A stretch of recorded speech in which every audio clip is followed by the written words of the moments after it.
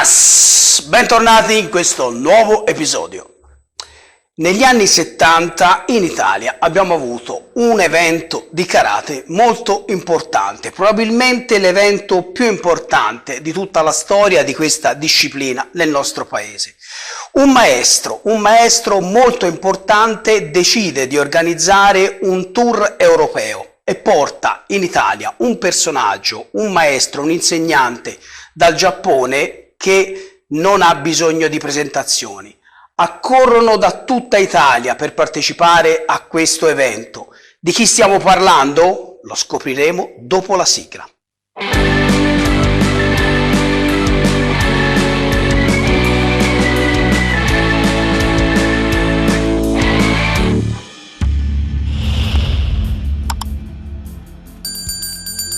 Bentornati sul mio canale, io mi chiamo Lorenzo, sono un maestro di karate, kobudo e jiu-jitsu giapponese e questo è il mio canale dove ogni venerdì potrai vedere un nuovo video senza mai essere interrotto dalla pubblicità. Il canale infatti non è monetizzato, non c'è bisogno di pagare nessun abbonamento, il canale è 100% gratuito, fatto da un amante delle arti marziali per tutti voi amanti delle arti marziali. Se volete aiutarmi a portare avanti questo progetto di parlare delle arti marziali nel modo più serio e degno che meritano, potete farlo semplicemente iscrivendovi al canale, attivate la campanellina per non perdere nessuno dei miei video, lasciate like, condividete i miei video, ma soprattutto ragazzi lasciatemi un commento perché io leggo e rispondo a tutti i vostri commenti. Andiamo con la storia di oggi. Una storia veramente bella, un racconto veramente affascinante. Questo racconto ha due protagonisti ben precisi. La chiave di questo racconto è la visita in Italia di un maestro importantissimo, probabilmente il maestro più importante di karate che potesse mettere piede sul suolo italiano. Il nostro primo personaggio che incontriamo in questa storia è il maestro Tetsuji Murakami.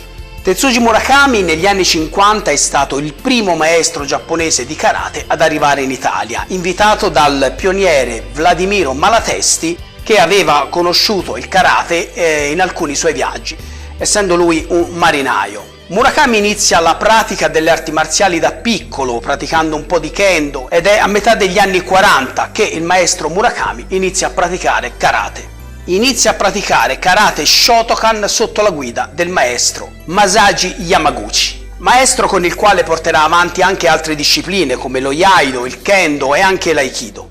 Nel 1957 il maestro Murakami si trasferisce in Francia, dove aprirà alcuni corsi e dove si stabilirà permanentemente. Nel 1968, 10 anni dopo, ritorna per la prima volta in Giappone. Ritorna in Giappone e ha sentito parlare di un maestro che gli ha suscitato molta curiosità, un maestro con il quale lui desidera allenarsi e così riesce a ottenere delle lezioni con questo maestro. Il maestro è Shigeru Egami. Ma chi era Shigeru Egami? Beh, se Gichin Funakoshi è riconosciuto universalmente come il padre del karate moderno, dopo la sua morte in pochi sanno chi sia stato realmente il suo erede. In pochi sanno chi ha avuto il gravoso compito di portare avanti il karate così come Funakoshi lo aveva sempre immaginato. Beh, questa persona è proprio il maestro Shigeru Egami. Shigeru Egami infatti era a conduzione di tantissimi corsi in tante università e nel momento della morte del maestro Funakoshi è stato lui l'allievo che ha dovuto organizzare i funerali del maestro, ai quali la scuola Shotokan, che si era già separata praticamente dal maestro, non partecipò. Tutti gli iscritti e tutte le cose del maestro Funakoshi rimasero letteralmente in mano a Shigeru Egami, che era di fatto il continuatore, chiamiamolo così, dell'arte praticata da Gichin Funakoshi. Tetsuji Murakami riesce ad avere un incontro con il maestro. Gli bastano solo poche ore insieme a questo maestro per capire quale fosse la sua strada. E così, di punto in bianco, in poche ore cambia idea. Passa da praticare Shotokan sotto la guida del maestro Shigeru Egami. Tetsuji Murakami torna in Francia rivedendo completamente le sue tecniche. Da qui in poi inizierà uno studio dove si metterà sotto la protezione del maestro Egami e inizierà a praticare il suo nuovo karate. Ho già parlato nei miei primi video della storia del maestro Shigeru Egami, una storia veramente toccante che consiglio a tutti voi di andare a recuperare qui sul canale. Ma andiamo avanti. Il maestro Egami è il successore di fatto riconosciuto del karate del maestro Funakoshi. Purtroppo il maestro Egami in giovane età comincerà a soffrire di vari problemi fisici, dovendo subire anche alcune operazioni importanti e alcune volte è arrivato molto vicino a morire, più di una volta. A questo punto i due personaggi sono stati introdotti nella storia. Il maestro Tetsuji Murakami nel 1976 decide di organizzare un tour europeo dove voleva portare il suo maestro, appunto il maestro Shigeru Egami, di fronte a tutti i praticanti di karate che avrebbero potuto così conoscere da vicino il suo maestro. Naturalmente stiamo parlando di anni dove non c'era internet, non c'era tante opzioni di comunicazione, quindi tutte le persone che avevano sentito parlare del maestro Shigeru Egami erano molto curiose naturalmente di poter avere l'opportunità di conoscere da vicino questo personaggio. Ed è così che nel 1976 il maestro Murakami propone al maestro Egami un viaggio in Europa, un tour attraverso tutti i paesi europei dove poter praticare karate e conoscere da vicino gli altri praticanti al di fuori del Giappone. Nonostante il maestro Egami fosse già in pessime condizioni di salute in quel momento, accetta con grandissimo entusiasmo di imbarcarsi in questa avventura. Il luogo scelto per l'incontro fu qui a Coverciano, a pochi chilometri da qua, dove nel 1976, nel maggio del 1976, il maestro sarebbe arrivato per tenere uno stage. Come ho detto, erano gli anni dove non c'erano ancora i social e quindi solo il passaparola fu sufficiente per far arrivare veramente centinaia e centinaia di praticanti. Con gli autobus stavano arrivando da tutta Italia per partecipare a questo storico evento. Il maestro Shigeru Egami in quel momento stava attraversando un periodo dove aveva avuto importanti problemi al cuore e quindi era impossibilitato ad allenarsi, ma arrivò in Italia portandosi dietro alcuni assistenti. E poi naturalmente con l'aiuto del maestro Tetsuji Murakami, che avrebbe condotto gli stage sotto la sua supervisione, tutti gli elementi per un'esperienza meravigliosa di karate erano al loro posto. Sicuramente tutti i praticanti avrebbero ricordato a lungo questa giornata. In Italia a dare il benvenuto al maestro troviamo il famoso maestro Pierluigi Campolmi. Pierluigi Campolmi era stato un allievo diretto del maestro Vladimiro Malatesti, il primo insegnante di karate in Italia, e Pierluigi Campolmi rientrava tra le prime cinture nere d'Italia che poi avrebbero divulgato il karate, tra i primi pionieri che avrebbero poi portato avanti il karate. Con il suo gruppo, nelle serie precedenti, il maestro Campolmi studiò un discorso in giapponese da recitare poi davanti al maestro. Giapponese che faceva pugni con il suo fiorentino strascicato. Quindi alla fine, con tutto il suo impegno possibile, il maestro Campolmi si lanciò in questo discorso in giapponese, però naturalmente con tante incursioni di dialetto toscano, e sicuramente ne venne fuori un messaggio molto particolare che comunque fece divertire tutti i presenti.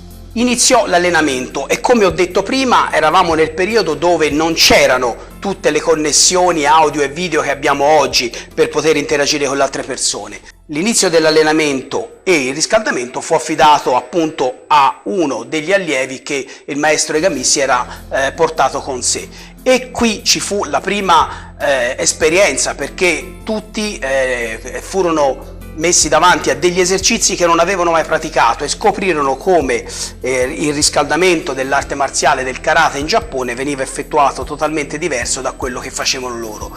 Questo era un elemento molto importante, perché già a partire dal riscaldamento il maestro avrebbe lasciato loro tantissime cose che poi ognuno avrebbe potuto riportare all'interno del proprio dojo. La lezione iniziò con il maestro Murakami, che guidò una piccola sessione di Kion e un allenamento poi dedicato al kata.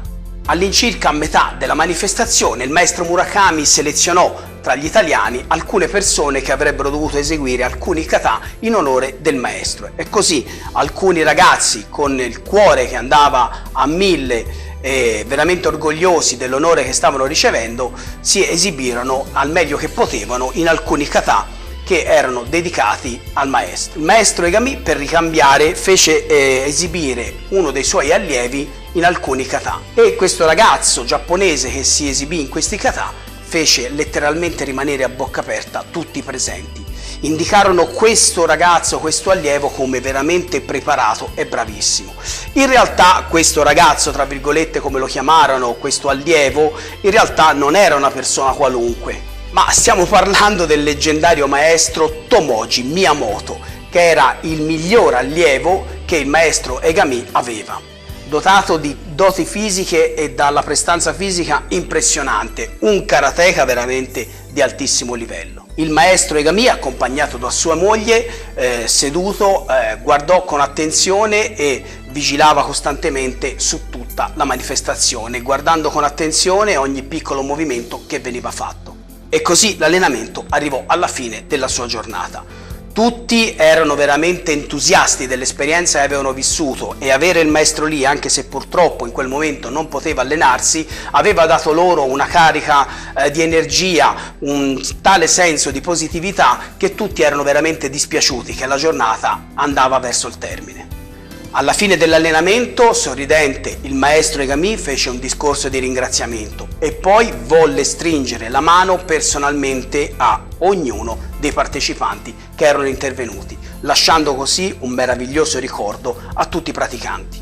Ed è così che purtroppo, anche se questa storia da noi è conosciuta da pochi o proprio dimenticata, ed è così che il maestro più importante del Giappone è riuscito a mettere il piede in Italia. Il maestro poi si trattenne per 2 o 3 giorni, dove insieme al maestro Murakami e alcuni allievi come appunto il maestro Campolmi fu portato a visitare altre città come Pisa e come Venezia, rendendo così l'esperienza italiana per il maestro veramente indimenticabile.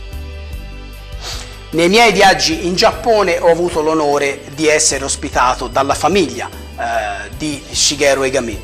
Ho conosciuto prima il nipote Ken Egami, che poi mi ha introdotto al figlio di Shigeru Egami, Masatake Egami, con cui ho avuto un incontro all'Università di Waseda, dove ho potuto avere la fortuna di allenarmi con lui e di concludere poi a cena con loro una giornata che è stata per me davvero indimenticabile. Tutt'oggi in Giappone la famiglia del maestro Shigeru Egami è considerata una delle famiglie più importanti del Giappone per quanto riguarda la storia e la cultura del karate e delle arti marziali. Bene, il video finisce qui, spero che questa piccola curiosità vi sia piaciuta. Fatemi sapere nei commenti se conoscevate già questa storia. Mi raccomando, iscrivetevi al canale, a voi non fa nessuna differenza, a me invece porta tantissima soddisfazione e voglia di continuare ad andare avanti e fare tantissime altre cose per voi. Ci vediamo al prossimo episodio. Domo arigato!